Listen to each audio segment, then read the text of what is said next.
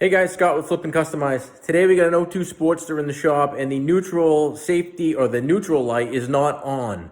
And by that, what I'm saying is, the key is you can turn the key on, bike's in neutral, no light. So is it the bulb or is it the neutral safety switch on the engine? Here's a real simple, quick test. All right, there you go. Bike's in neutral, no neutral light. Key is on. Come over here to the right side of the bike.